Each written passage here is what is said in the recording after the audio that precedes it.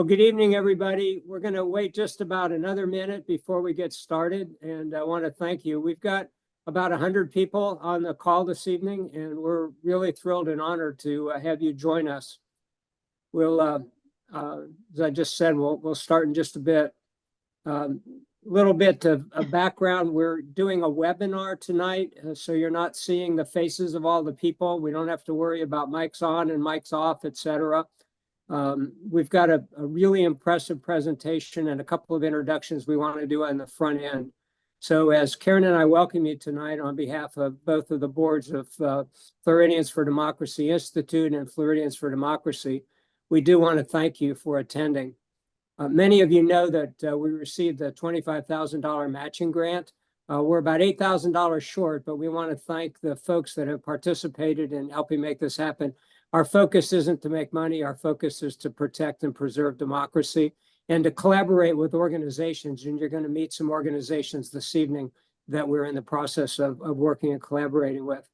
We've extended the time to 8:45 as opposed to from 7 to 8:30, just to make sure there's some Q&A time, because our special presentation is quite extensive, but really important messages for us to hear.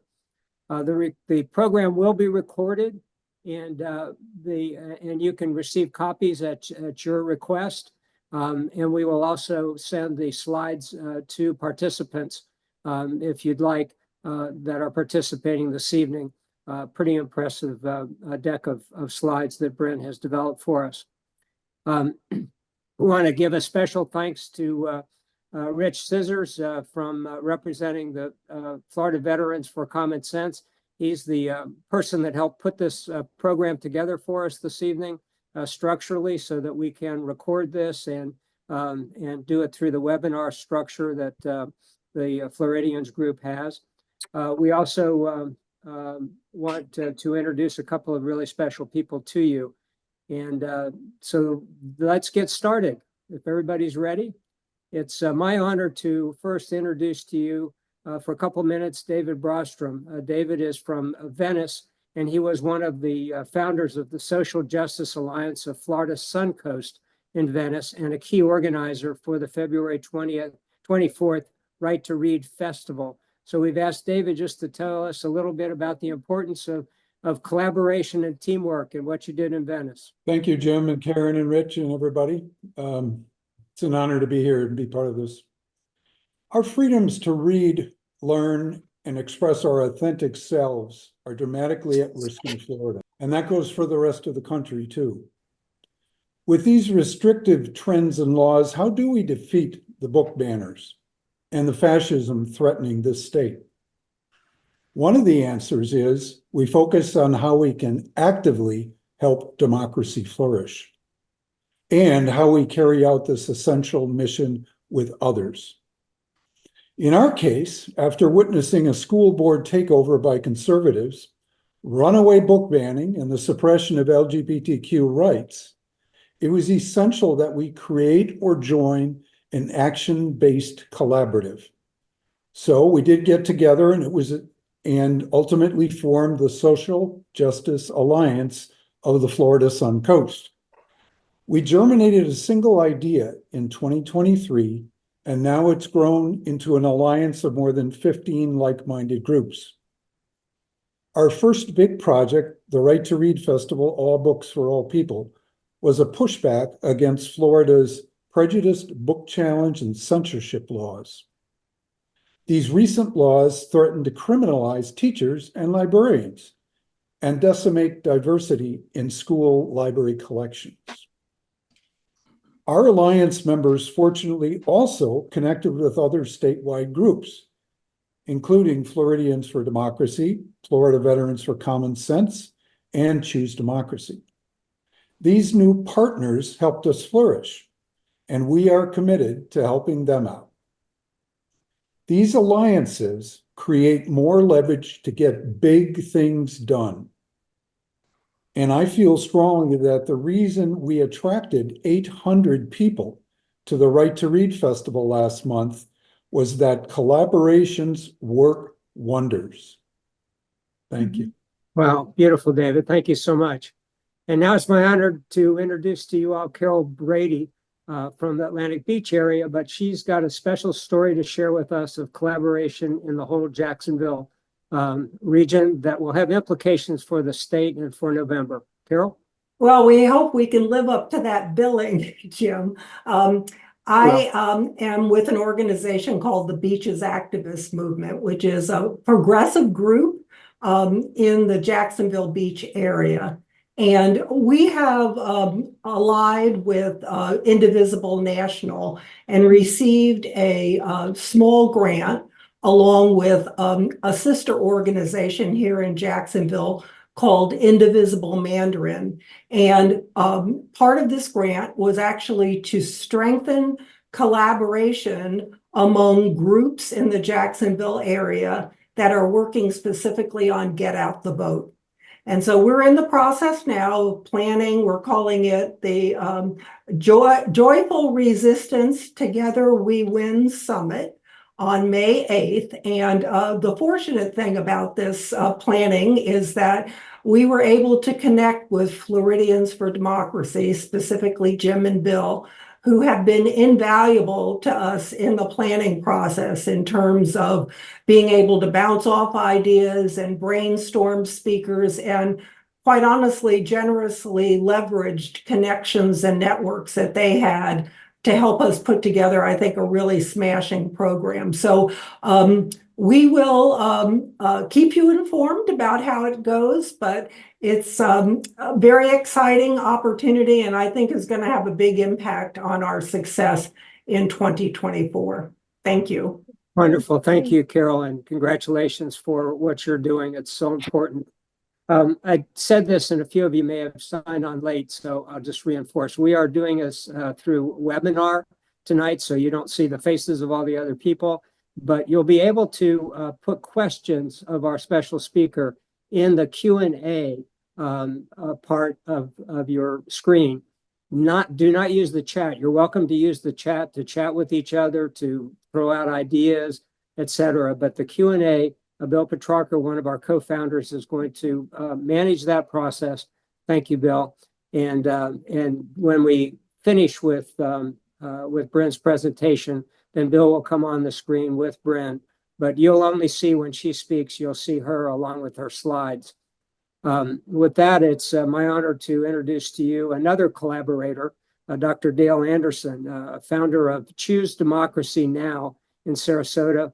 And he's been a key partner with Floridians for Democracy in our Florida Democracy at Risk series, of which tonight is one of those where we see some key elements of what we're at risk.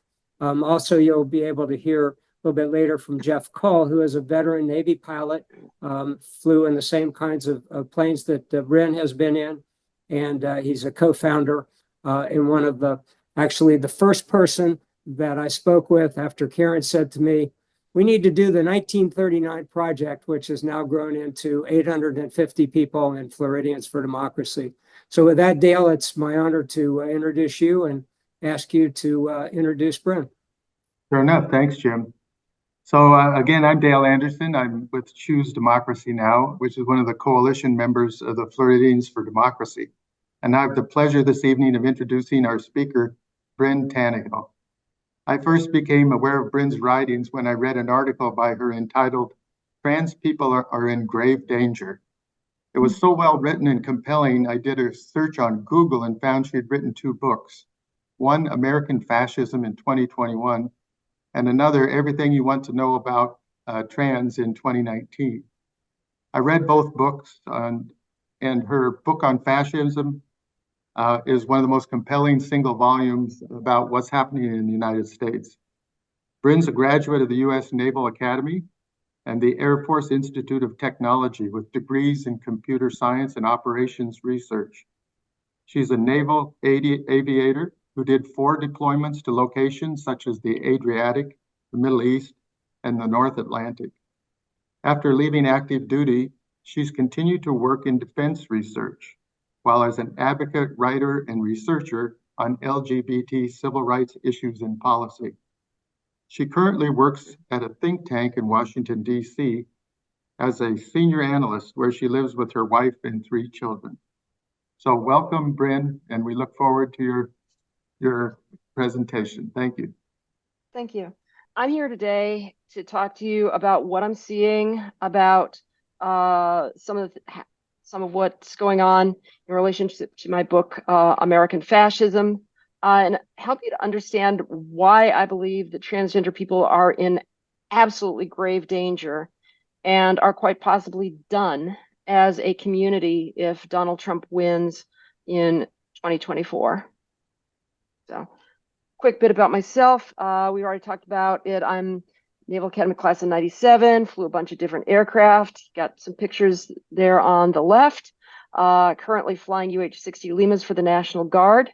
Fly for California. And I've also written for a bunch of different outlets, including New York Times, The Atlantic, New Republic.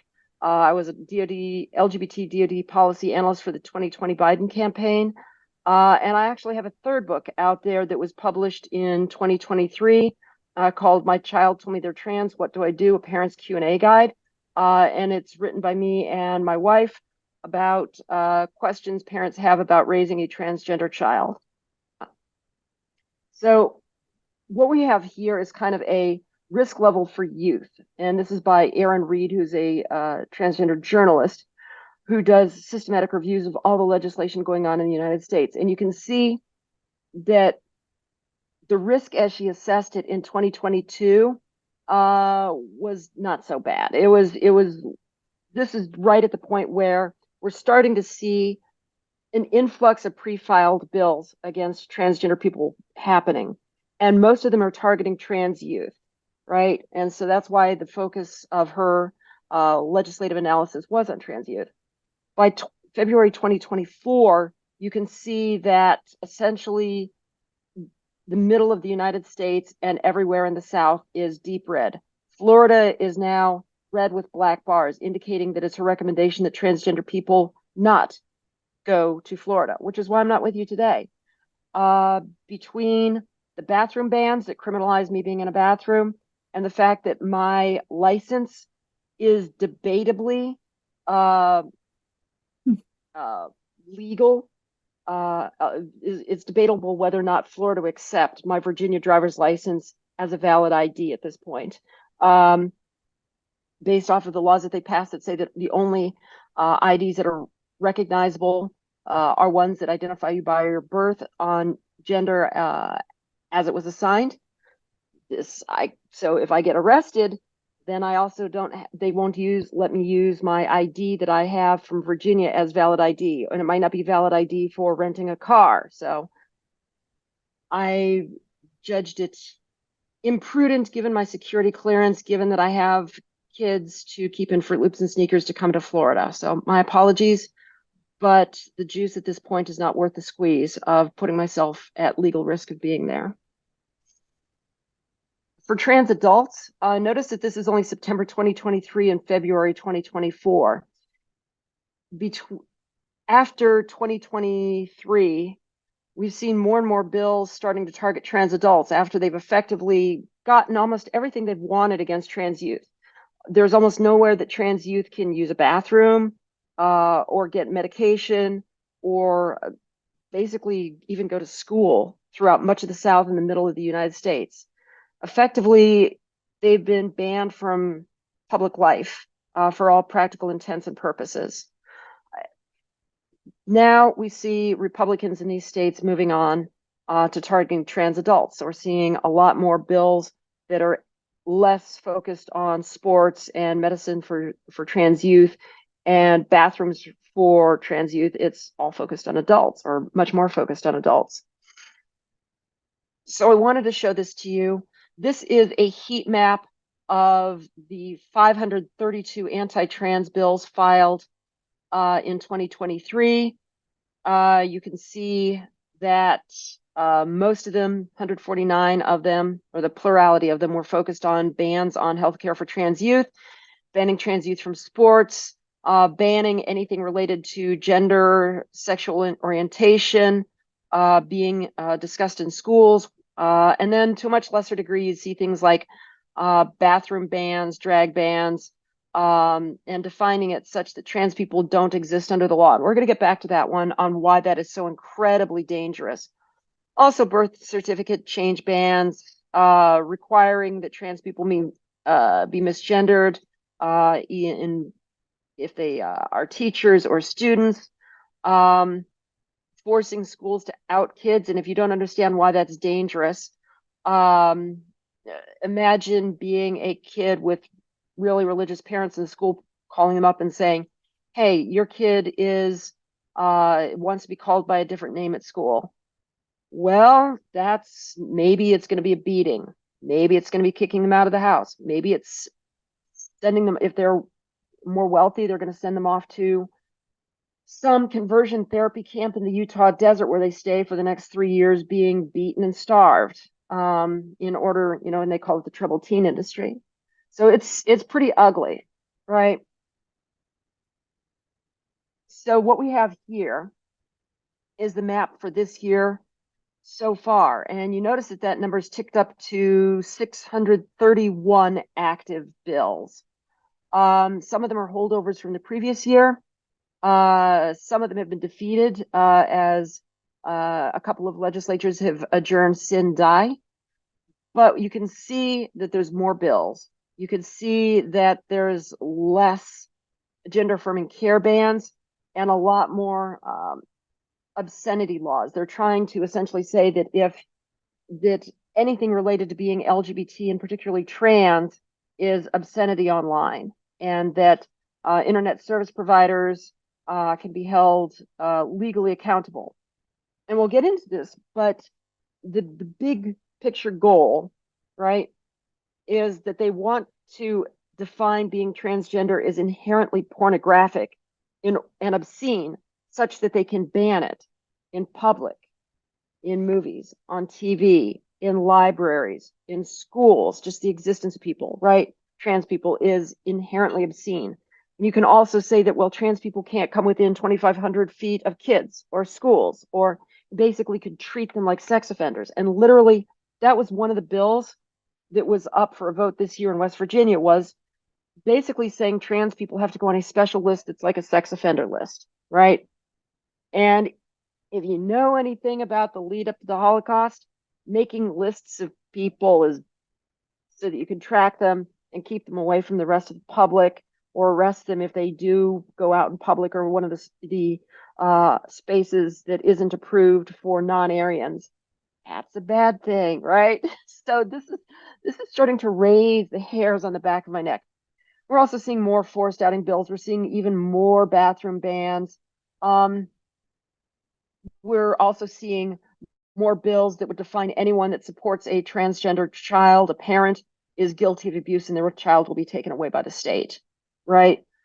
We're also seeing ending legal recognition bans, which I'll get into that in just a moment. But that's a big one, because if transgender people are not cognizable as a class, it can be argued that they no longer even have rational basis scrutiny under the law. And that's the minimum standard for equal protection clause. There's a parallel history, and we'll get to that. But all of this sums up to, they've gotten most of what they want on trans youth. Now they're going after trans adults. And they're also looking at banning healthcare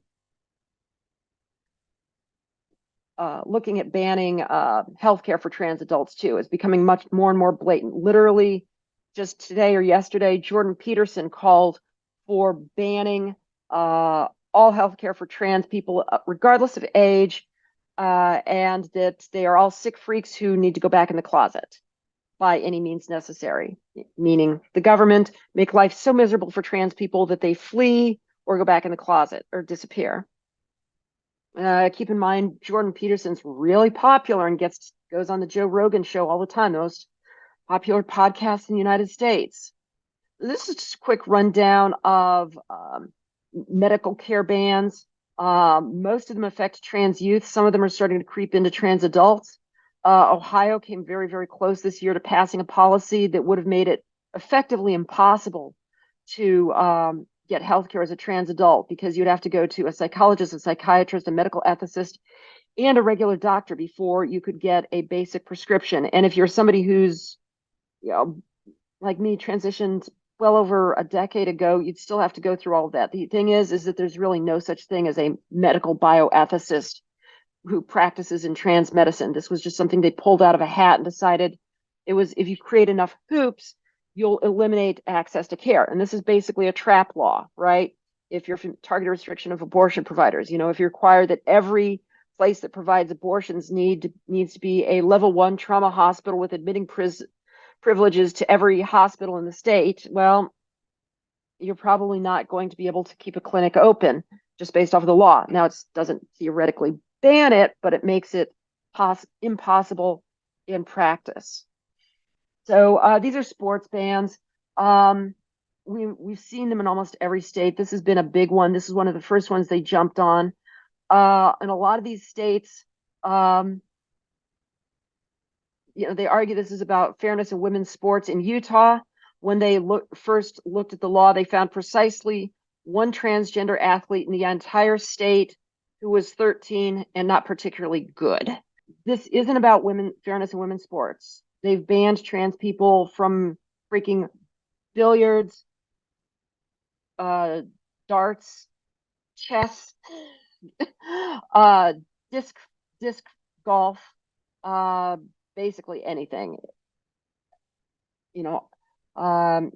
Jeopardy. They're trying to prevent Amy from competing in being counted as a woman in Jeopardy history. Not about fairness. There are barely any trans athletes, and even Leah Thomas, who's held up as the poster child, won a national championship in one swimming event. Her pace was 9 seconds off Katie Ledecky's. Her pace wasn't a pool record. It wasn't a national record. It was slower than the woman who won the event the previous year. And she's nowhere near good enough to ever be an Olympian. Her swimming career is effectively over because she's just not that good. She was good in one event. The other events she swam in, she took, I think, tied for 5th. So it's not, saying, okay, well, she dominated that event. Well, yeah, she won that event.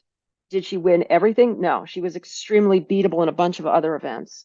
So we're now looking at bathroom bans. You can see Florida and Utah in red, and you can see the other ones in other slightly less brilliant shades of red. So the way that some of these other states that have the yellow exclamation points, they define gender in a way that might exclude trans people from bathrooms. A couple of years ago, Tennessee passed a law that said that any proprietor of a business that allows trans people to use the bathrooms on their premises had to put up a sign warning people that there might be a transgender person in their bathrooms. Oh, scary. Even if it was a single whole facility with a lockable door, right? But this was just a way to shame business owners and to try and drive business away from them if they allowed trans people to use the premises. And we'll get to why that's really, really bad in a few minutes, right? So, you might be looking to go, well, this sounds bad, but this sounds horrific. We're getting there. Where the comparisons are. Driver's licenses. These are places that are moving towards eliminating your ability to get a driver's license with a correct gender mark on it.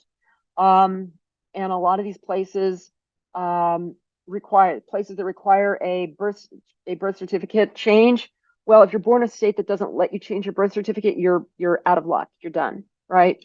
And Florida, again, is one of those places that doesn't allow changes to driver's license. So it keeps getting worse because proving if you have to whip out a driver's license that has the wrong ID on it, imagine throwing post-surgery, been pass on a daily basis. Imagine I get pulled over. The cop says, let me see your driver's license for Virginia. Runs a database check, says, yeah, this license is no good. I'm arresting you for driving without a license. And then tossing me in a men's prison. That's not going to end well for me. Everyone else is going to be fine except me. So again, why I'm briefing you from here in Virginia and not Florida. So birth certificates. We are seeing more and more states passing laws and policies that prohibit trans people from changing their birth certificates.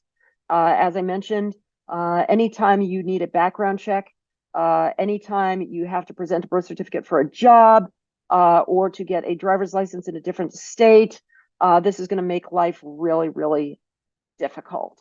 And it can also come into play seeking a marriage license as well, because it means you could encounter discrimination now based off of states passing laws that say clerks don't have to serve LGBT people.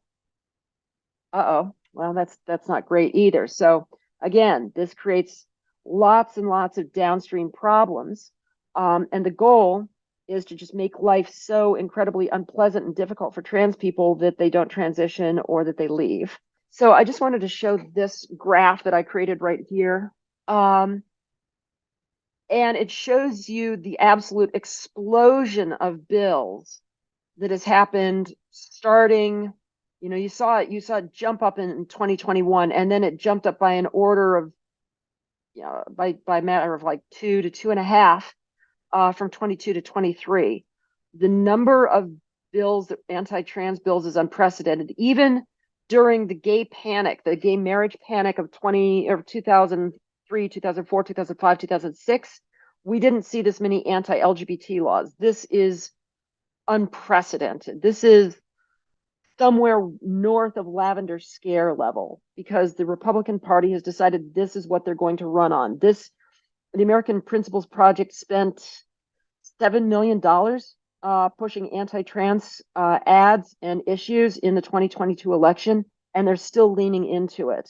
This is a very deliberate decision. If you look at the Republican Party planning documents, Project 2025, literally in the executive summary where they lay out their list of priorities, priority number 1 is getting rid of trans people. And I'm going to get to that, but you got to understand this, when you start looking at the actions and policy goals of the GOP, eliminating trans people from public life is their number 1 policy priority going forward, period.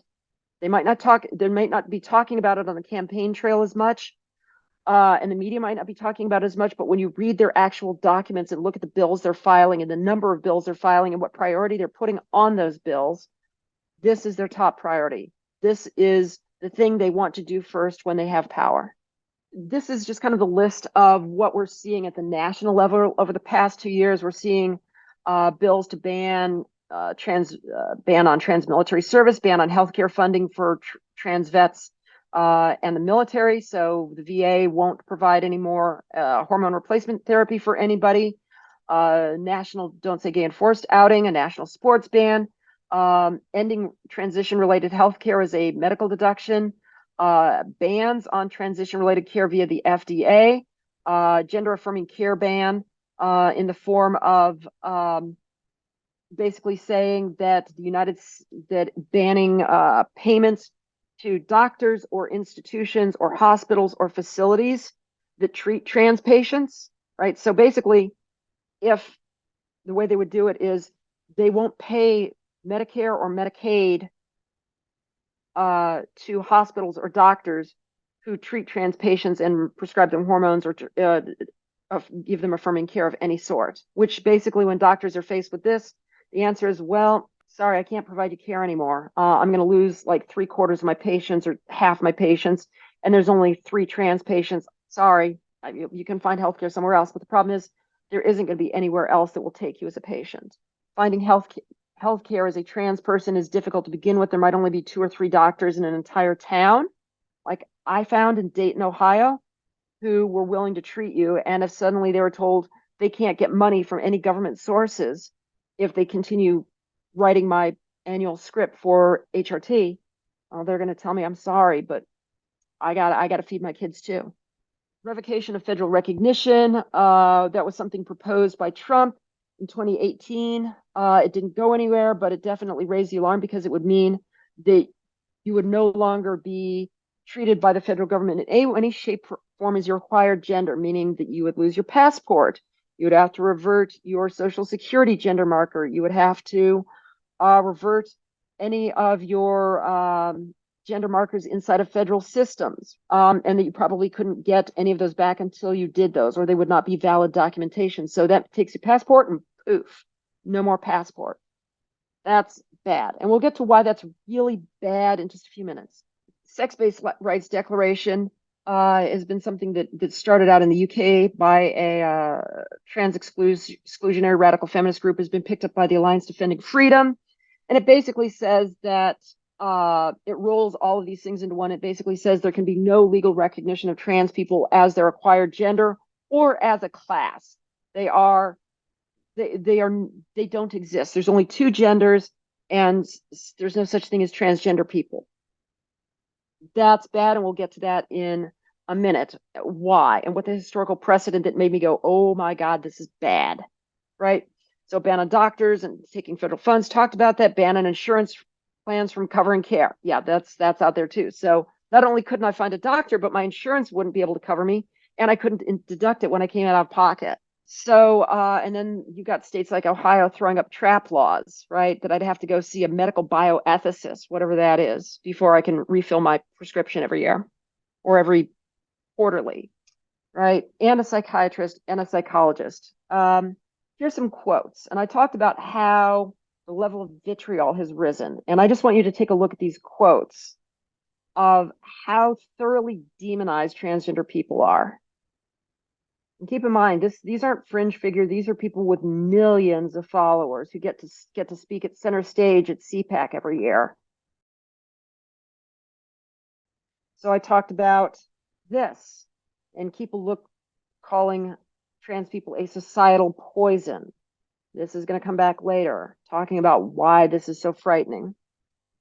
After a transgender student was beaten in a bathroom, and then the next day collapsed and died. We still don't know exactly why. This is what a Oklahoma state senator said, is we don't want this sort of filth in our state. We want these people gone. These people do not belong in our society. And if it takes beating them until they die of a brain aneurysm, okay, sure.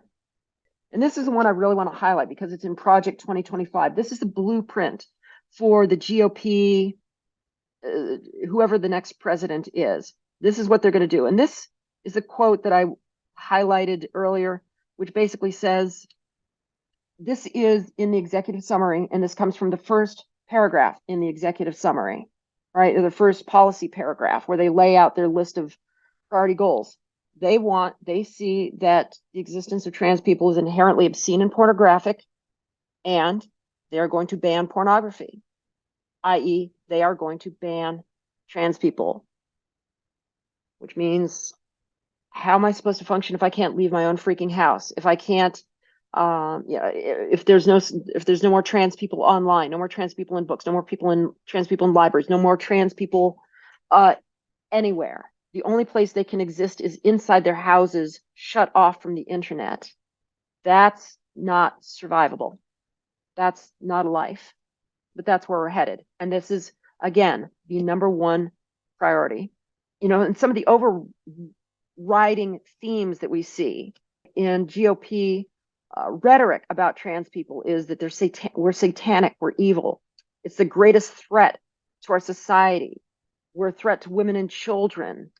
The U.S., and here's another one that comes from Christian nationalism, that the U.S. cannot be a great nation. It can't be a godly nation. It can't be one that God blesses, one that Christ would be happy to come back to bring the second coming, if their transgender people are running around happy and free. You see what I'm saying? Is that they cannot achieve paradise on earth. They cannot get to the second coming. They cannot create the conditions for the rapture without getting rid of trans people. You see where this is going? Transgender people steal and mutilate children. Okay, now we're starting to get into what would be blood libel, right? If you're familiar with blood libel, it's the hoax, conspiracy theory that Jewish people steal children and drink their blood or put their blood in their Seder cakes and eat them, right? This comes from the Protocols of the Elders of Zion. And this is really kind of the same kind of narrative that's being pushed about trans people, just slightly different spin on it. Although one of the big conspiracy theories out there is that trans people are actually part of a plot by a cabal of Jewish billionaires. So you can see it all kind of coming full circle. Transgender people are a poison, or they're a contagion. They're poisoning our society, and it can spread. And we need to stop this spread now before it kills us all. Transgender people are portrayed as an existential threat to the nation, to our values, to our religion, to our women, and to our children. Trans people are all the most evil, awful, horrible, threatening things you could imagine, all in once. And I'm going to go to this but at the same time, they portray trans people as both, disgusting and horrible and the biggest threat ever, but also weak and pitiable and pathetic. And this is something that Umberto Eco noted in his treatise on fascism, is that fascism needs enemies that are both an existential threat, but are also mockable, that are also weak and pathetic. And trans people are being set up as a boogeyman in very, very much the same terms as the Third Reich set up people. And the ultimate narrative is it's them or us, both cannot survive.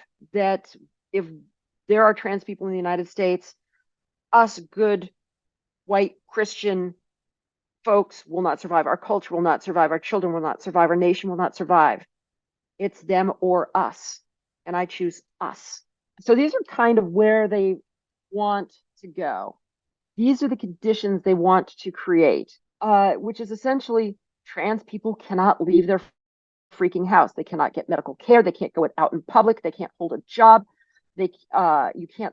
It's a criminal act to support your transgender child, even with just social transition. Right? We're starting to see more and more laws in Missouri. They're passing a law that says a teacher that uses a student's preferred name or pronouns is guilty of felony child sexual abuse. They will start putting teachers, if a kid says, I'd like to be called Chris, and the teacher says, okay, great, you're on the sex offender list now. And that's the same thing that they're starting to talk about doing to parents. And we're starting to see laws proposed, say any affirmation of trans youth is felony child abuse, and can land you on a sex offender list. We're seeing in Florida, this is one of the more interesting ones, is that if a trans person calls out a politician who is singling them out, the politician can sue the trans person into oblivion. That's a law proposed in Florida. They're trying to get the Supreme Court to rule that transgender people have no legal recognition or protections as a class. They're looking to create, and this is another Florida-ism, laws that say that harassment and discrimination is protected as long as it's a scientific or religious belief, which the intent is to go after trans people. And that's the way they portray it is, well, what if I won't refuse to use somebody's pronouns? And that gets everybody, well, nobody can force me to use pronouns. But here's the thing. I would remind you that Ephesians 6:5 prominently features the quote, slaves obey your masters.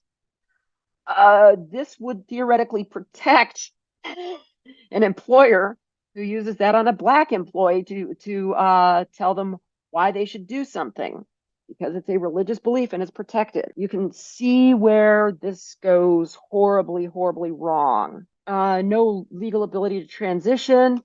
Corporations limiting their ability to protect trans employees from harassment and discrimination by creating special rights for employees who want to mistreat their coworkers.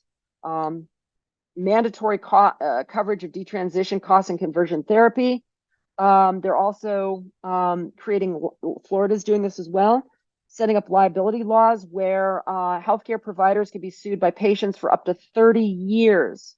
Because there's this belief that there's so many detransitioners, and the goal is to make it impossible for physicians to get liability insurance if they treat trans patients. And they're succeeding. We're seeing a number of states that have passed these laws. And conversion therapy is now either mandatory or the only treatment legally available. So I'm going to warn you up front. This is going to be really disturbing because it contains highly anti-Semitic propaganda from 1938 in a booklet produced by Julius Streicher. this is extremely disturbing, extremely offensive, but it's also probably the best example of all the anti-Jewish Nazi tropes together in one place. It's almost a catalog of Nazi talking points about Jews. And when I read through this, I was appalled because nearly every one of them has a direct parallel in the talking points about trans people today. And I'm also going to point something out about Julius Streicher. Streicher was hanged at Nuremberg in 1946. He was Hitler's chief propagandist. He was held very much responsible for the Holocaust. This should give you an idea of how serious these kinds of talking points against trans people are, because at Nuremberg, the Allies looked at what Streicher had produced and said, yes, this sort of language, these talking points led directly to a genocide, and you are directly responsible. It isn't a winding path. It is A to B to C, and we can draw a straight line. And I'd also point out that there's a lot of books being produced. Der Giftpilz was intended for children, which is kind of creepy. But you can see a lot of anti-trans children's books or books, propaganda books, that have colorful pictures and stuff being produced by Matt Walsh and Chaya Raichik and Ben Shapiro. And what I want you to take away from this is that the levels and types of dehumanization of transgender people that are experiencing today is commensurate with what is seen just prior to genocide. This is from the first page of the book, and the quotes on the left, these are English translations of the book, and it compares Jews to poisonous mushrooms who are poisoning our society and poisoning our children. On the right is from a political action committee run by the man who was in the Trump's head of OMB and is rumored to be on the short list to be his chief of staff. This comes directly from his website on Center for Renewing America. And it's using the same language there. Trans people are poisoning our communities. They are poisoning our children. And this is something we have to get rid of if we want a healthy society. If we don't want to get sick. On the left, you can see something here portraying Jews as threats to children and pedophiles and predators. In the US today, we see trans people being accused of being groomers. You can see literally this screenshot on the right. The little girl's even in the same orange dress was from an anti-trans campaign in Alaska a few years back. And literally today, we saw a US senator go after the space camp, the kids, for kids and teens who are interested in the space program because they have a trans employee who works with the kids at the camp. Keeping in mind that something like 20% of Gen Z or Gen Alpha identifies as LGBT, these kids already know somebody who's trans. This is not as if, oh my God, it's a trans person. It was one kid who saw a trans person coming from a family of bigots who yelped to her father, who yelped to the senator, and then Chaya Raichik and Libs of TikTok and a senator and representatives jumped on it and said, oh my God, there's a trans person and they're around children. Think of the children. What are they going to do to those children? And the implicit narrative is these are people who will sexually assault children and take every advantage of access to children to do so. Went after Jewish doctors. And you can see on the right, Babylon Bee going after the most prominent trans doctor in the United States, who's the Assistant Surgeon General of the United States. But you can also see that they are not going after trans doctors so much because the trans community has very few doctors. We are an impoverished community. We suffer poverty at a rate 2.5 times the rate of the general population. Our unemployment rates are through the roof. What you do see, though, is arguments that trans people should be excluded from facilities that provide health care because they are a sexual danger to women. Or that literally that was the argument made in the online publication The Hill, which is banning women's veterans' right to gender identity. Why? Because they were putting transgender women veterans in women's groups or letting them use women's bathrooms. So the message is kind of the same. We don't want these people in the healthcare system. Get them out, force them out. Just something here. You can find plenty of examples of how to spot a transgender person. And one of the most common narratives out there about trans people is that you can always tell. You can always tell who's trans. Stupid when you say about Jewish people, and it's stupid when you say it about trans people. You can't always tell who's trans, but it's a very, very common narrative. And one of the craziest things out there are people online who call themselves transvestigators, who run around accusing random celebrities of being transgender because they're convinced that they can tell. One of the uglier things here was I found these comparisons that basically say Jews can never become Christians. They are too fundamentally icky and evil and demented and deplorable to ever be one of us. They can never cleanse themselves of their essential nature. And I see a lot of these same arguments about why trans people can never be Christians, that they can never be allowed into the church, that any church that doesn't go after trans people wholeheartedly is not godly, is not good, is not of Christ, and that they want churches that aren't awful to trans people to fail, and that essentially they have told other churches that might be wavering is you cannot fix these people. These people are irredeemably evil. You will not let them in if you are real Christians, because you cannot fix them. You cannot redeem them. You cannot make them something other than what they are, which is satanic.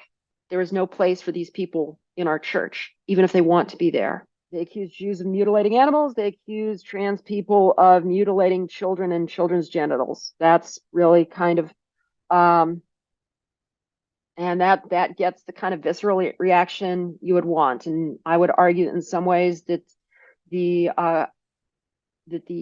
accusations of mutilating children gets an even bigger reaction. It's right there with the blood libel. Here's some other parallels that I found that I didn't find as good of illustrations about, but one of the things is Jewish people are all liars and deceivers. It's inherently in their nature and in their culture, and transgender people are inherently liars and deceivers.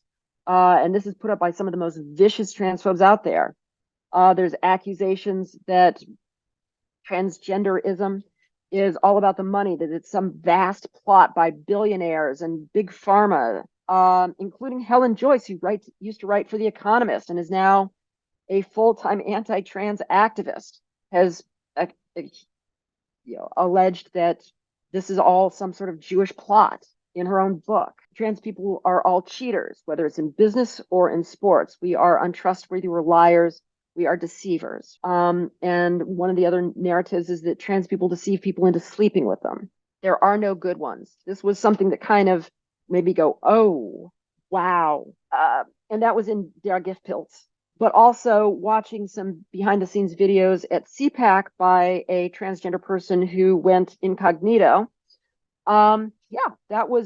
They made it very, very clear that we might let Blair White and Caitlyn Jenner in the door, but there's no such good thing. There's no such thing as a good trans person. They're freaks. We don't want them in here. We humor them for now. They are useful to us at this time, but they will be discarded at our earliest convenience when they are no longer suitably useful idiots. And that anecdotes are sufficient for discrimination and elimination.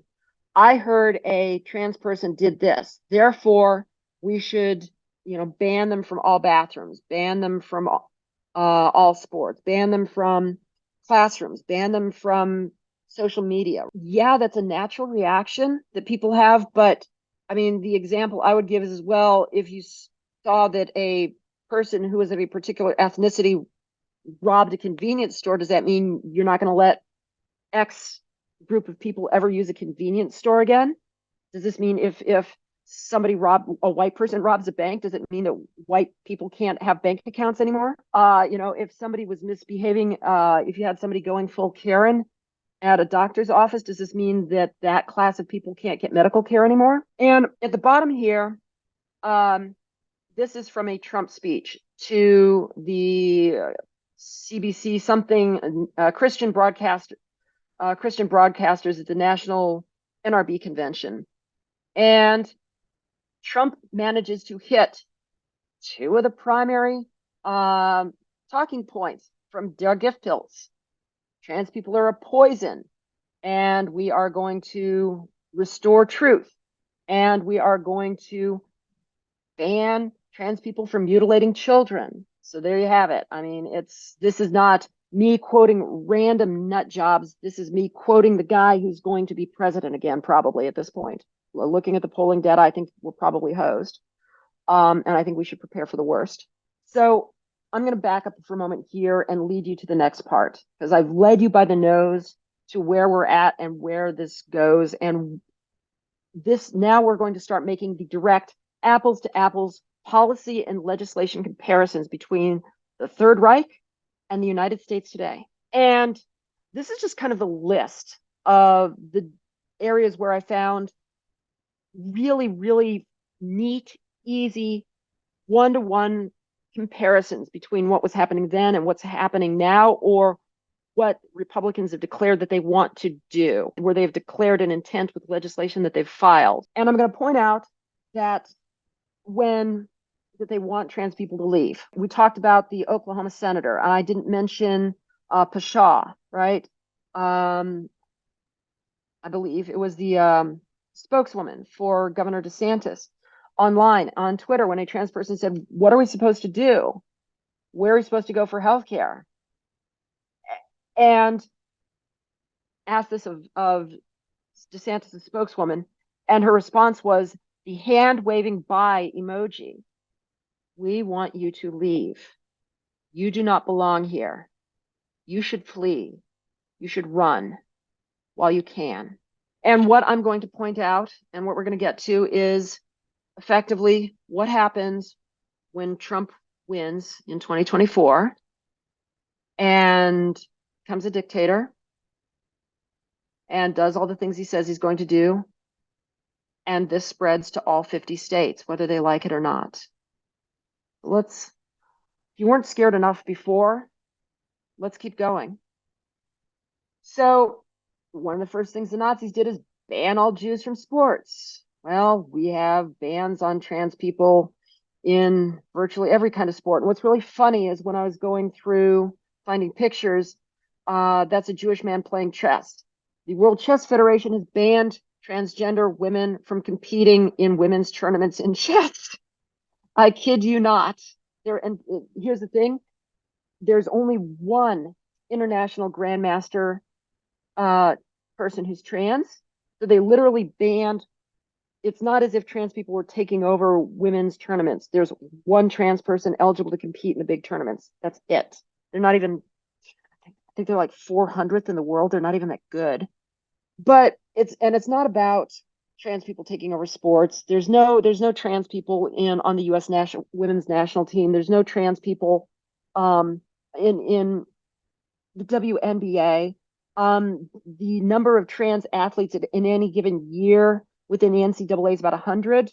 There's 140,000 female athletes in any given year in the NCAA. How do you take over all of women's sports with 100 people? You can't, right? They're just, you couldn't even field a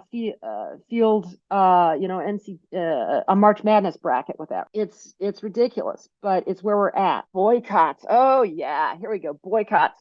So the Nazis led boycotts of Jewish businesses and Jewish friendly businesses, but primarily Jewish businesses. And then today, you have conservatives boycotting Target, Disney, Anheuser-Busch, because they do things like sell Pride merchandise, gave a can of novelty beer to a transgender person on TikTok, let trans people go to their amusement parks, or make it clear that we're not going to kick anyone out of Disney World for being trans.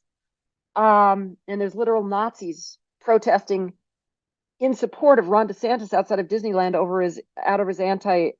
in support of his anti-trans policies. I mean, it's not that hard to draw the connection. And there was another one that just came up recently. So banning trans people from being performers on stage or on screen or on film. Well, the goals to declare that anything transgender is inherently obscene and pornographic means that and banning pornography, well, that means there's not going to be any trans people on TV or in movies. It means that you're going to have a hard time having anything about trans people online, on YouTube, on TikTok, on Instagram. They will disappear. Let me put it this way. If TikTok existed in 1934, I'm pretty sure the Nazis would have banned Jewish people from TikTok as well, right? Or content about Jewish people from TikTok as well. It's a very clear line, and it's ridiculous too, because the laws that they have passed, the drag ban laws, are so broad and overly vague that literally, if you went to a performance, of the Orlando Symphony Orchestra and the third clarinetist was trans, that's technically an adult-only performance because there was a trans person performing. If two people watch a trans person play chess in the park, that's technically performance. If I drive through the state of Florida and have a sing-along with my kids in the backseat as we drive to Disney World, that's technically a drag performance. Now, most of these laws are being struck down, but they won't continue to be struck down if Trump wins. Trump will get the answers he wants out of the Supreme Court. There are ways for a dictator. So Germany started expelling Jewish enlisted in 34, officers in 35, and Trump banned all trans people from the military in 2017. It got tangled up in the courts until Biden reversed it, and Trump has promised to kick everybody out on day one, including myself. And this one kind of makes me sad because I'm flying medevac helicopters. All I ever wanted to do was help people. I want to save lives. My fellow servicemen, people in California trapped by fires or floods, losing their houses, like firefighting missions, hikers that get lost, families that are in danger or hurt. I wanted to help people, and I'm good at my job. But again, there is no place for transgender people in our society, and especially not one that engenders respect and admiration. We can't have that now, can we? And I'm going to go back.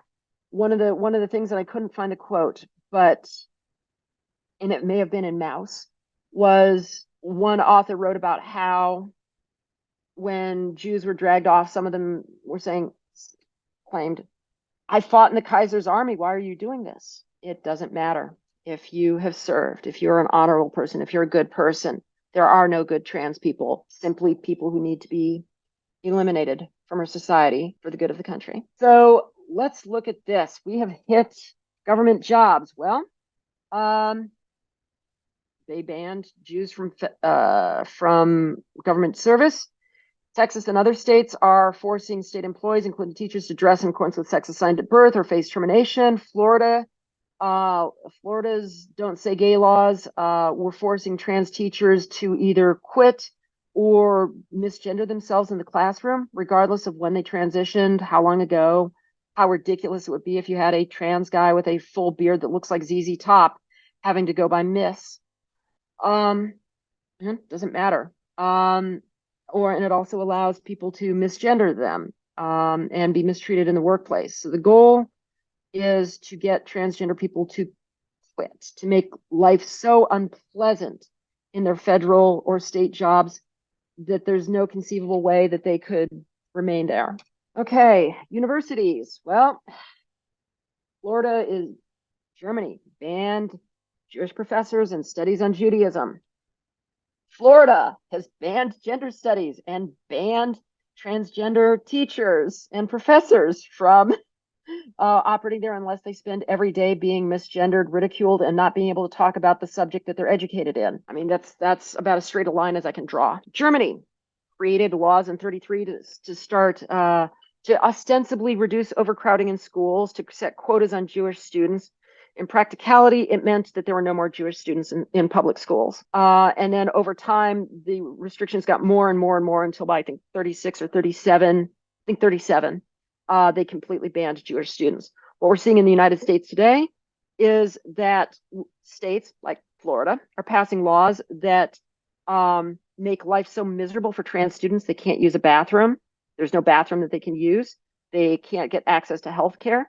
They can't, they are not protected from ridicule and bullying, that schools are harassed and bullied until they stop protecting trans students due to bomb threats, that they can't use the correct names or pronouns. Essentially, yes, you're a trans student. You as a trans student can get a public education in Florida, and it's gonna suck. Life is going to be hell. You are probably much better off homeschooled, which is what the Jewish community did after the law against overcrowding in schools. Banned from public places. Well, that's what we're seeing now. Bathroom bans from shelters, trans people from coming within 2,500 feet of schools, harassing trans people out of jobs where they might interact with kids, drag bans that say that, a trans person, playing clarinet is obscene, or playing chess in the park with 2 people watching. Well, in Florida, the law isn't technically a bathroom ban. It just says that if a trans person is in a bathroom, they have to leave if a cisgender person wants to use it, which is kind of the, somewhere between Aryans only, and you can only ride the bus if there's no white people on it. Okay, book burning. First thing the Nazis did in 1933 was burn Magnus Hirschfeld's library. It was the foremost institute of study on LGBT issues, and particularly trans issues, in the world. And it burned almost immediately, before Hitler even got to the enabling acts. US Today, well, you've talked about book bans, and most of the books being banned, lo and behold, feature LGBT people, and particularly trans people. And the content of the books, we're talking about burning, I Am Jazz. This is not pornographic by any stretch. It's simply the fact that there are trans people in it.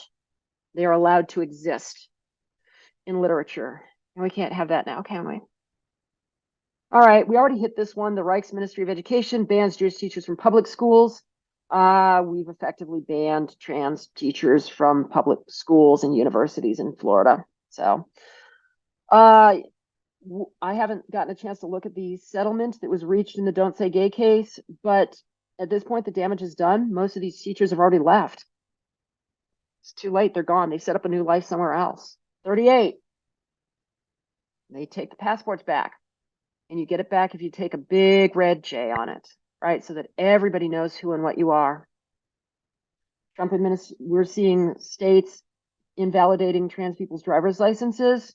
We've seen the previous Trump administration came very, very close to passing policy that said that trans people with a passport that's had a gender marker change would have to revert them, or their passport's no longer good, considered valid. And that makes it really, really, really hard to escape what's coming next, because you have to pray that wherever you flee to will grant you asylum. If anybody remembers the tale of the SS St. Louis, I don't think a lot of countries at this point are going to be granting trans people asylum. It's not after they've been vilified globally by the Alliance Defending Freedom and Russia and other malign forces. Curtailed Jewish activity in medical and legal professions. What we're seeing here is that it's less that anybody who specializes in healthcare for trans people, which Jewish doctors typically served Jewish communities. What we're seeing in the United States instead is that Aryan German doctors typically refuse to treat Jewish patients. They were often frequently banned from hospitals. What we're seeing here in the US is they're trying to establish it such that no doctor will willingly treat a trans patient because of laws about funding, laws about insurance, laws about liability. That's where we're going, right? That's the reason for all those trap style laws, all those laws about insurance, about government funding. They're trying to create a situation in which no doctor will ever come near a trans patient. So we come to the Nuremberg laws, and I wanted to hit this one close to the end because this is the goal for laws that say that trans people don't exist as a cognizable class of people. Why? Because you want to get them below rational basis scrutiny. You cannot apply rational basis scrutiny to a class of people that does not exist by law.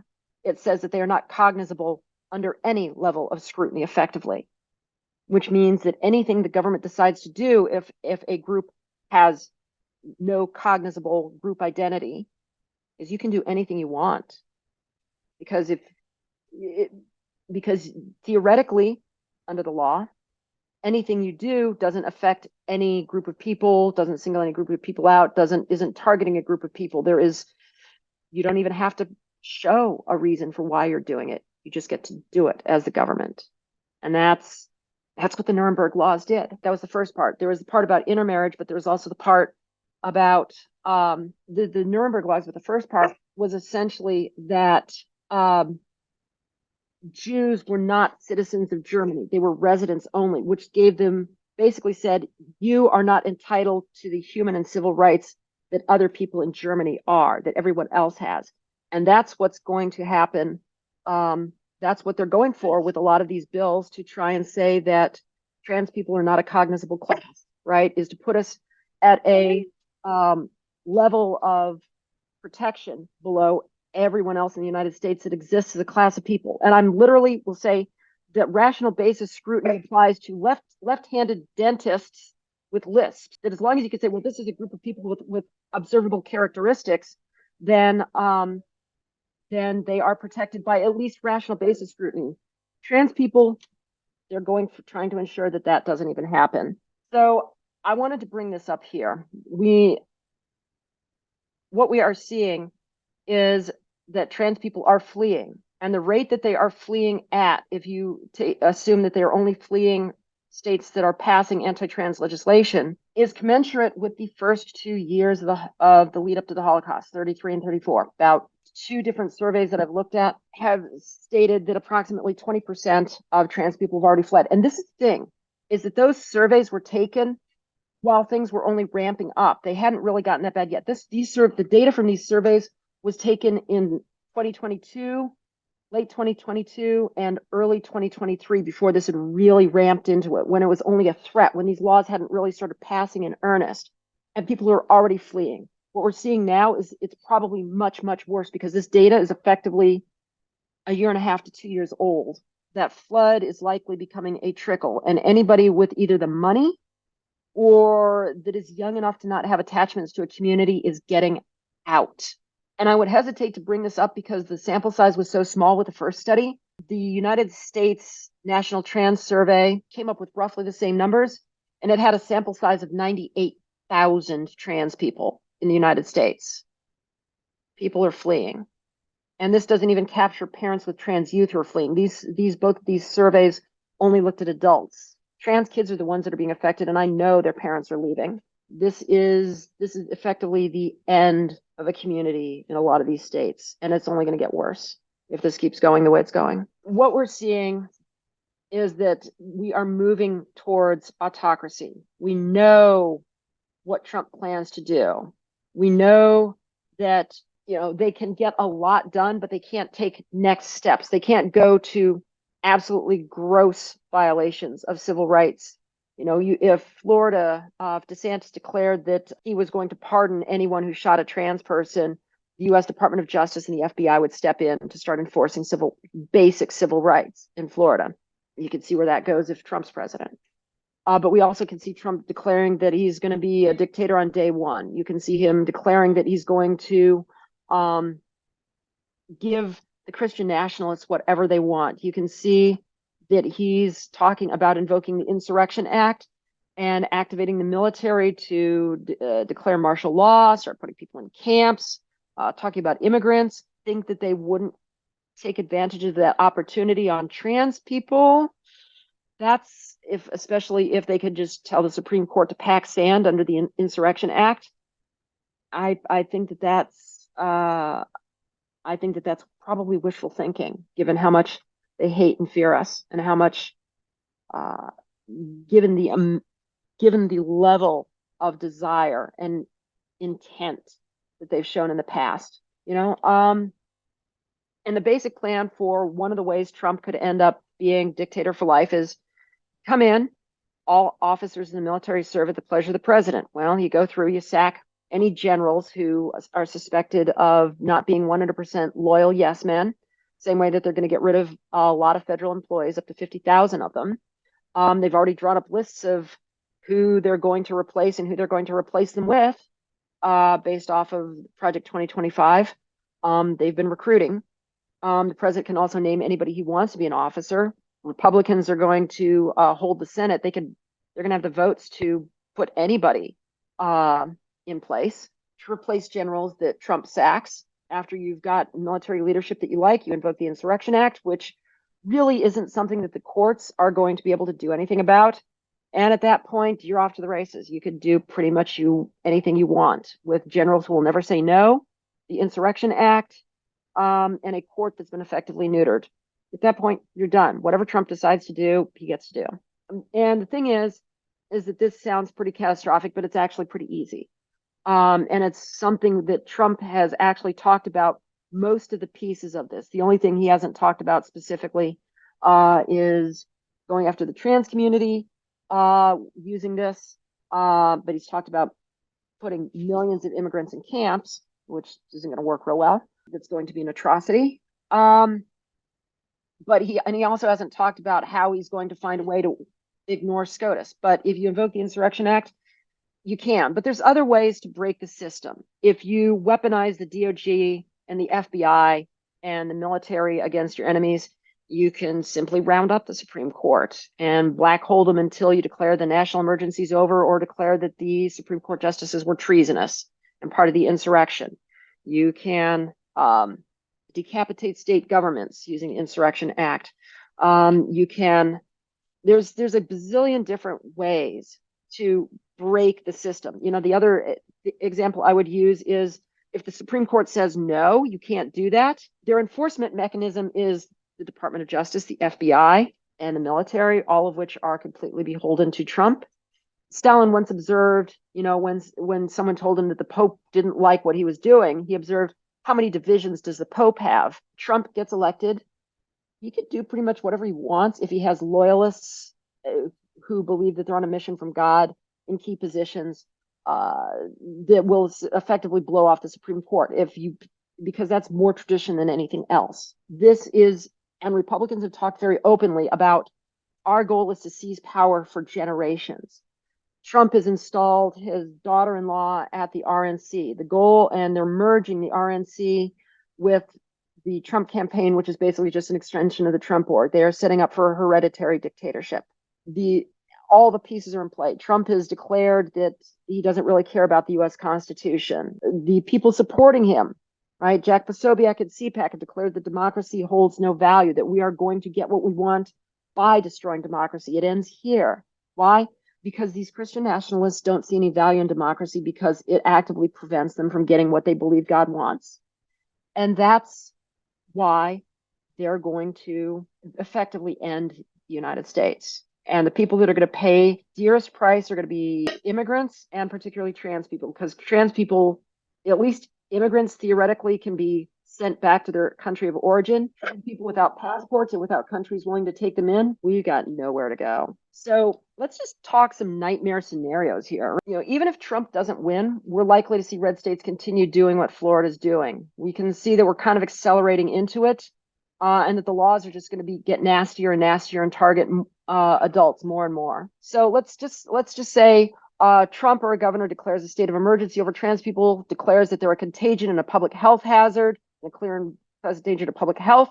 And this has actually been, we've seen it. They've declared that trans people are poisonous. They're a contagion, that they're destroying the United States. They're a threat to children. You know, you can also see that they're going to claim that trans people are inherently pornographic and defining anything trans as porn as a primary vehicle to get rid of the trans community. You can use the same infrastructure used for migrant roundups, right? We're already seeing states like Tennessee, Florida, Texas, starting to grab medical records from doctors and hospitals and clinics and Planned Parenthood and universities of trans students and patients. They won't say what they're using those lists for. This should be concerning, given that if you can declare that a class of people are a public health hazard or a hazard to themselves or mentally incompetent as a class, that lets you start scooping up people that you say shouldn't exist. Are you starting to catch what I'm laying down about where the danger in this is? That's the thing is that public health emergencies and contagions grant broad powers to government officials. And that's how you can basically, and if you have a group of people that it's already been decided that they aren't really a group of people, well, where's their claim that their rights are being violated as a class if they're not a class? You see how this gets easier for SCOTUS to rule the way they're supposed to, or if they can simply blow off SCOTUS, or SCOTUS might actually agree that, well, yes, this is a legitimate power of the government, or they could be compelled to. Very much hey, Justice Roberts, we've scooped up your kid. They'll be fine as long as you keep ruling the way you're supposed to. This is everything is transactional with Trump. Trump understands bullying very well. About the only right people being held for mental incompetency have is you can't murder them outright. That's basically the only right they have left. And it's possible that, Trump could try and do this on a national basis. In fact, I would expect that Trump is going to, once they get done with the easy things first, they're going to start moving on to how do we mop up the rest of the people who haven't fled or disappeared. And if you manage to get it put into policy and law that trans people are not an actual class of people, this gets a lot easier legally. So Trump has taken over. Let's go with second nightmare scenario. This is me catastrophizing, but I want to illustrate that your worst fears are actually legally possible. The things that wake me up at cold sweats at night, there's actually nothing to stop them from happening if Republicans decide this is the direction they want to go, because there's nothing left to stop them. A governor says, hey, you find a trans person in public, you have a legal right to kill them under, that they are a threat to health and safety of a populace, the same way you could put down a mad dog or somebody waving a gun around in a preschool. Supreme Court might want to intervene, but the only way they can intervene is even if they say, no, you can't do that, what's your enforcement mechanism? And the only enforcement mechanism would be organizations that have been co-opted by Trump and filled with people who agree, yes, trans people are a epic level threat to the United States, our children, our women, everything we hold dear, the second coming of Christ. And this is definitely for the betterment of society that trans people are gone, whatever. And these are the people that didn't take the hint and get out. Obviously, they're the ones that are most determined to destroy our country. Trump has abused the pardon system before. He pardoned war criminals. He's pardoned Mike Flynn. He's pardoned anyone close to him, right? So if federal authorities do something, and if a governor said, I've got pardons for anybody who wants, and if Trump says, I've got pardons for anybody who wants them while acting on behalf of the government, well, then you can't pursue state or federal charges. Well, if you use that to target trans people, you see where you get to there is no justice for trans people left. Like there's none. There's nowhere to appeal to. There is no penalty to pursuing horrible things. This is how Germany got to people beating Jews to death in the streets and Kristallnacht, right? This is how you got there.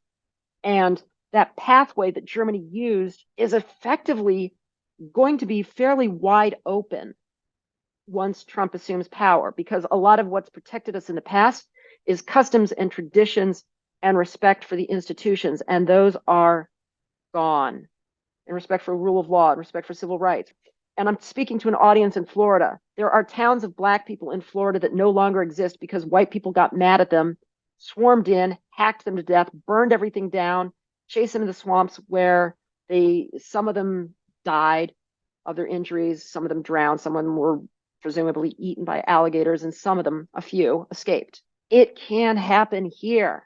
If the federal government and the state government decide that a group of people are not ones that they are willing to protect from the absolute worst among us, and there's plenty of really awful people here, this can go from a Rwanda scenario to a Holocaust scenario fairly quickly. Kristallnacht and the Wannsee Conference were separated by slightly over 2 years. And here's the thing I'm going to point out is if you're going, oh my God, this is horrible, but I don't think this could happen. Yeah, well, it could. And I don't know that it will. And I don't know that's particularly likely. But here's the point I'm trying to make, is that if this pathway is open, anything that's even slightly less awful is also possible. We have opened Pandora's box, and all the demons in hell are with us here. We're about to open Pandora's box in November 2024. When it comes to federal service, Trump can largely bypass the Senate with interim appointees, and he can bypass the Supreme Court if no one's willing to enforce Supreme Court diktats. And my point that I want to make here is that no matter how good you think the system is, it won't hold up under a determined assault. Systems can easily be broken by the corrupt. And the intention is to break the system and get their way and install a permanent Trump regime and institute a government run by Christian nationalists. And one of the quotes that I love from Masha Gessen, who wrote Surviving Autocracy, Rules for Surviving Autocracy back in 2016, was that rule number 3 is your institutions will not save you. Our institutions are not going to save us from what comes next. And the last thing I'm going to point out here is that if things do start going in the darkest possible directions, you're going to get to find out how much risk you'd be willing to take for people, because there's going to be heavy, heavy pressure to not help those people. It's not going to be, there will be all sticks and no carrots. That's, and I'll point out that's the reason there's only one Dietrich Bonhoeffer, but there were 8,200 camp guards at Auschwitz. My parting thought for you is I've laid out scenarios for you that are absolutely horrific. And maybe I'm catastrophizing. Maybe I'm not. Maybe I'm just looking at the worst case scenario. I think what I'm trying to show you is the path we're on. And I'm trying to show you that it's not nearly as far-fetched as it would appear, that essentially that any really, really determined autocrat that wanted to get to these outcomes would be capable of doing it. If they want this, if Trump becomes president and they decide that this is what they want to do, there's very, very little we can do to stop them. The Weimar Republic lasted precisely 51 days between Trump being named Reichschancellor and the enabling acts. I'm not sure the US is going to make it much farther than that. And I'll leave you with these pictures here. The top left was the Waco horror. The bottom left was the American Bund in Madison Square Garden. Top right, Japanese Americans being sent off to internment camps in 1942. Bottom right, FDR deported somewhere between 400,000 and 2 million Mexicans, of whom approximately 60% were US citizens, and threw them across the border into Mexico, where many of them didn't speak the language, many of them had never lived there before, had no contacts. And Trump is threatening to do the same, but with 5.5 times more people, and the Dreamers. And my point is that if you are looking at this saying, nah, this is too extreme. No, it can't happen here. No. And that was a key takeaway of my studies of reading Theodore Adorno and Milton Mayer and Hannah Arendt. Every society is capable of the worst atrocities seen in fascism. Every society is capable of fascism. We are amidst a fascist movement right now. And to pretend that our fascist movement is somehow less dangerous, less threatening, less scary than previous fascist movements, that's kind of wishful thinking when you look at the evidence of what this fascist movement wants, who they're targeting.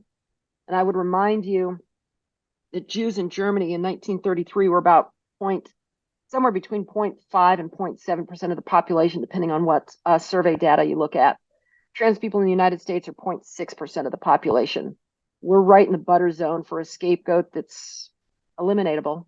So on that happy note, I'll conclude my presentation with only the warning that whatever you feel about Biden, if you are leaning towards not voting for Biden because you're upset with him for something, that's your right. But it means death and misery and suffering for untold millions of people who don't deserve what comes next. And I'd ask you if your protest vote worth this, worth me, worth my family, is worth what comes next, because there's not going to be a free and fair 2028 election if Trump gets elected. This is it. There won't be, oh, well, we'll get somebody better later. I certainly won't be around. My family won't. Most trans people won't. There's 2028 is might as well be, the edge of the universe at that point. Brynn, thank you so much. We've got a few minutes to do some Q&A, Sure. and Bill's going to take care of us here. Thank you. Thank you, Brynn. And thank you, Brynn. I want to start with asking Jeff Call to start the questions or comments. Jeff, could you start it for us? Yeah, sure. Hi, Brynn. Thank you so much. Hello. That was excellent. I'm USNA 74. So, 97. my wife is working on her PhD in Holocaust and genocide studies. So I really understand what you're saying. But my question is, the GOP, I don't think is smart enough to take this course. Who's really pulling the strings here? So the people that have figured this out are lawyers at Heritage Foundation, Alliance Defending Freedom, Claremont Institute, and the Manhattan Institute. That's where your brain power is, and they're absolutely smart enough to figure this out. They've already mapped it out. They know this. I haven't talked about it, but I've written a number of other articles about how, yes, this is they absolutely plan on seizing power forever. They know how they're going to do it. Trump has been telegraphing it by talking about replacing military leadership and invoking the Insurrection Act, and weaponizing the DOJ and FBI, and replacing all the senior civil servants in the federal government. This is a huge telegraph that they figured out how to bypass everything. Who's funding all this? So you have a lot of Christian organizations you have like the Family, if you want to look them up. You have multi-billionaires like the Mercers and the Greens, who are big time Christian nationalists. There is an unending supply of money and pro bono lawyers who are willing to bring this about. ADF brags that they've got 6,500 lawyers in their Rolodex. There is, the Center for National Policy is another one that is kind of a rather shadowy organization that has a lot of the big players.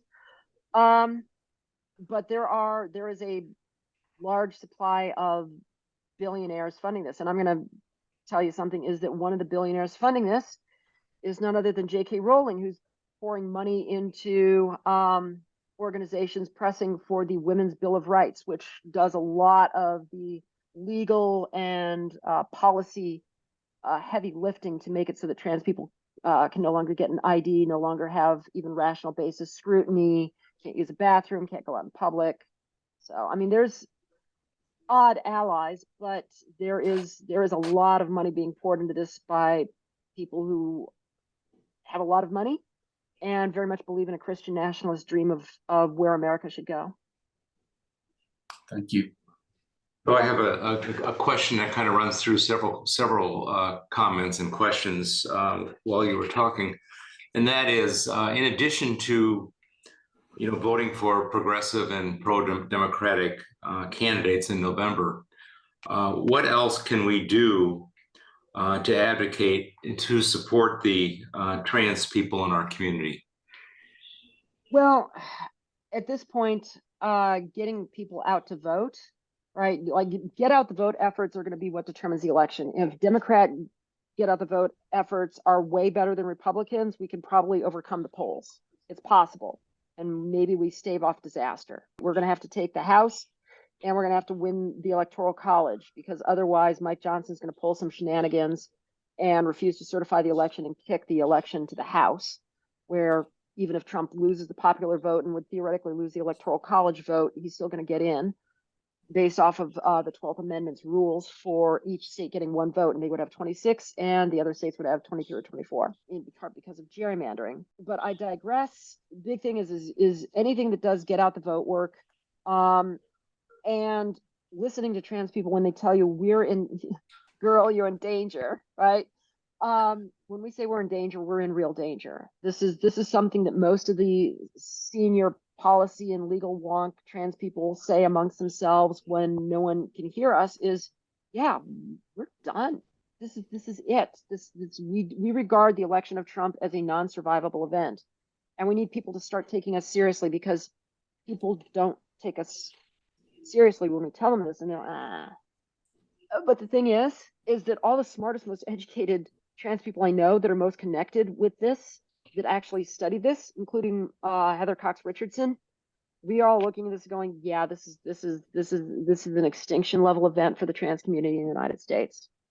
And I think the number one thing is to, take it seriously, take the authoritarian threat seriously, get out the word to people that Trump is an authoritarian threat that's going to do incalculable harm, because only like 30% of Americans are aware of the crazy authoritarian things he's been saying. That there is this ignorance is going to get us killed, and a sense of, Trump says all kinds of crazy things, it's not going to happen, is also.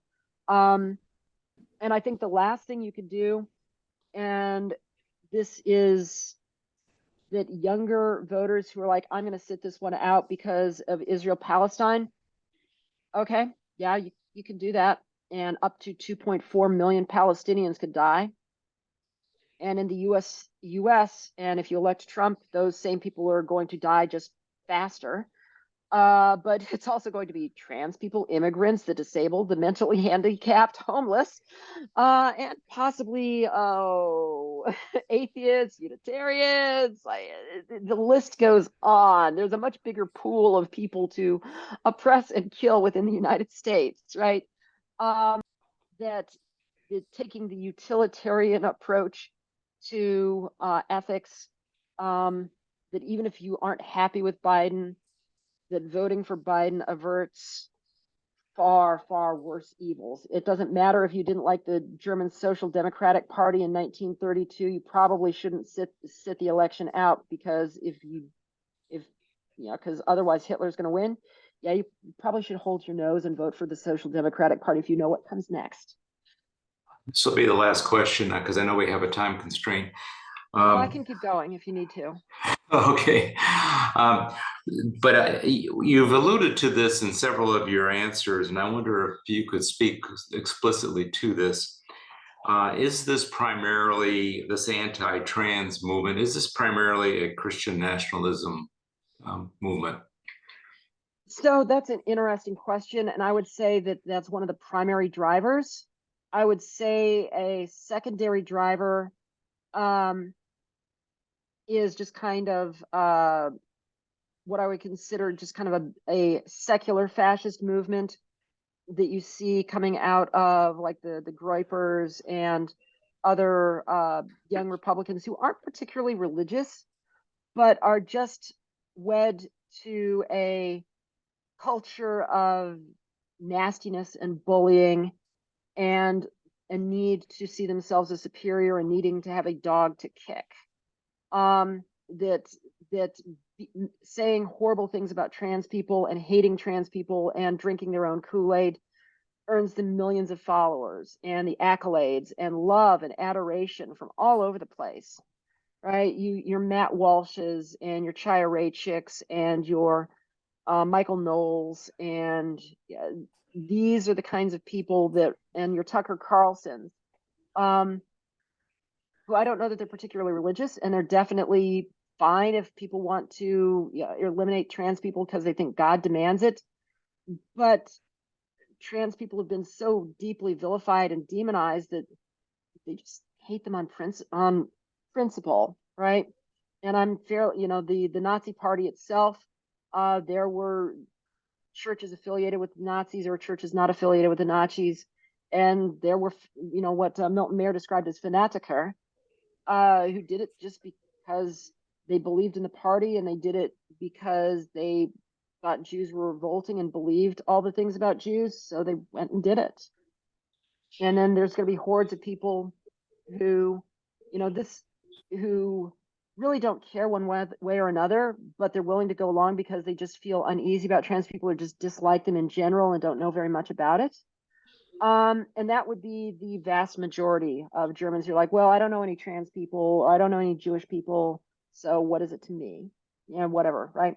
And if you watch, read the book or watch the documentary Ordinary Men, you start to understand how people who really weren't ideologues, who weren't fanatical Nazis, would go along with a lot of the extermination orders perpetrated during the Holocaust. And Jim, do we have a time for a couple more questions, or what's Yeah, your let's- schedule? Let's do two more, Bill, and Oh. then we'll sum up here. So this one kind of that touches the mission for Floridians for Democracy, and that is that there's a organized movement to create chaos on the left, or the people that are against this authoritarian movement. So what is it that we can do other than just vote that can allow us to overcome this, this chaos of the moment? All you have to do is look at the news every night and see the chaos that we have. How do we get around this ability for the right to continue to drive wedges into the different segments, the different identities in the left? So that's an excellent question, because one of the biggest problems we faced is we are in a post-truth environment. That the vast majority of Republicans believe that the 2020 election was rigged or stolen, that they have alternative sets of facts or alternative facts. And you also have a vast middle that is basically politically ignorant or ignorant. And you also have a left that isn't sufficiently scared. And I think my personal opinion, but I'm biased, is that playing this election as this election is about the stakes, not the polls. This isn't a single issue election. This isn't a popularity contest.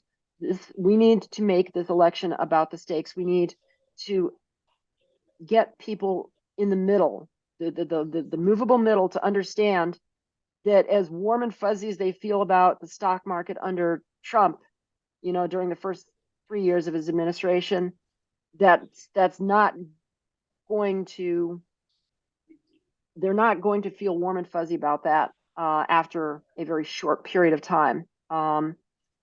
That people need to understand that democracy is going to come to a violent, screeching halt over the first 2 years of the Trump administration.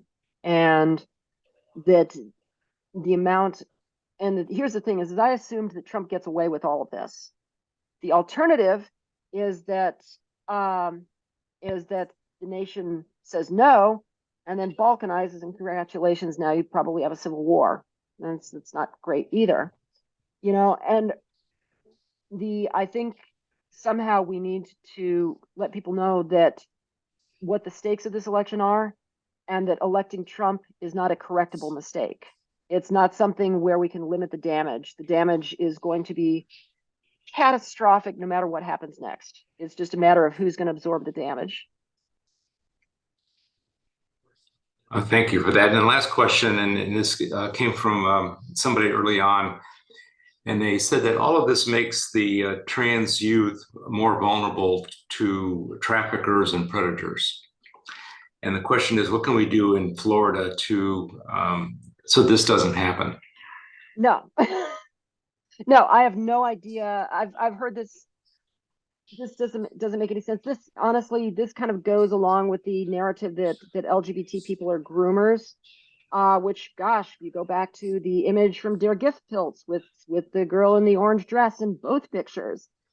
I don't think it what it does is right now, where we're at now is trans youth are going to not get the medical care that they need, not get the social support they need, not get the psychological support they need, are going to be exposed to bullying, are going to go through the wrong puberty. All the medical literature that we have out there that talks about what happens when you withhold care from trans youth is you get worse mental health outcomes that go for the rest of their lives, because if you're visibly trans, you are treated much, much worse.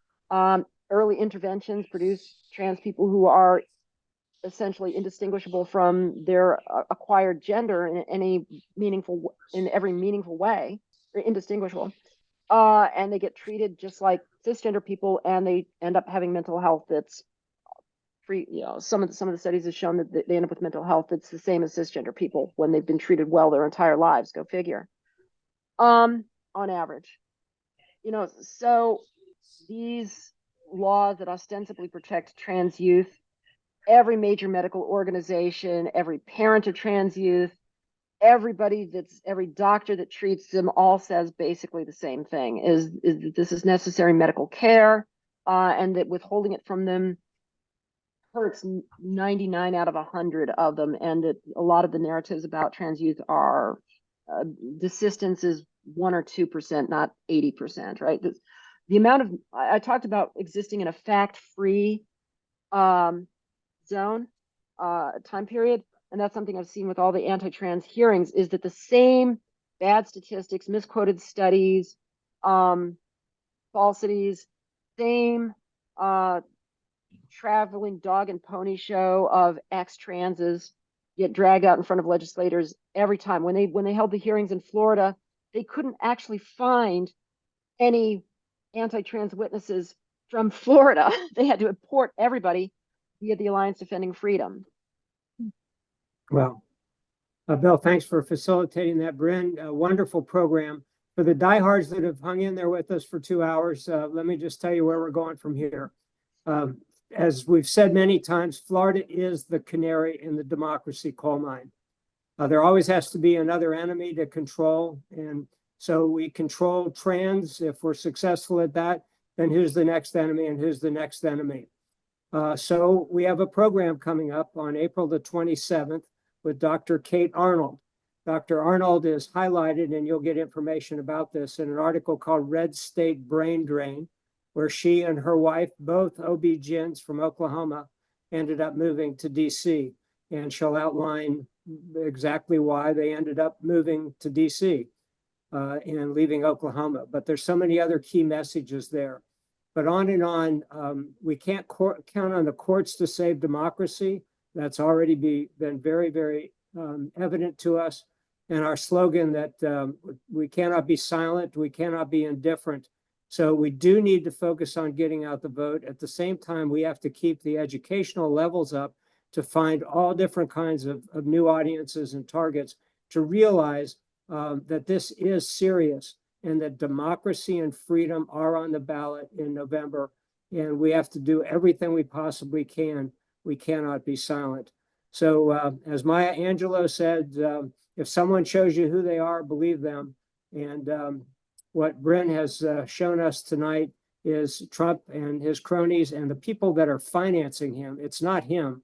He's a puppet to big money of control and power.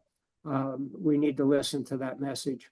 So thanks, everybody, for being here. Dale's got a closing remark, and we appreciate much. Yeah, I was just going to ask Brynn if there was any organization that is forming to help protect the trans community that we could join or contribute with, or is any recommendations? So the number one organization right now is in the middle of a merger. The National Center for Trans Equality and the Transgender Legal Defense and Education Fund are merging with one another. In the past, one focused primarily on legal fights, the other one primarily focused on the political side. Now the two orgs are merging, and that's going to be kind of where I expect most of the active national level resistance is going to come from, or organized resistance. Thank you. You're welcome. Oh, can I tout my own organization? Sure. There is also Sparta, or Sparta Pride, which is a trans-military organization for active duty Guard and Reserve transgender service members.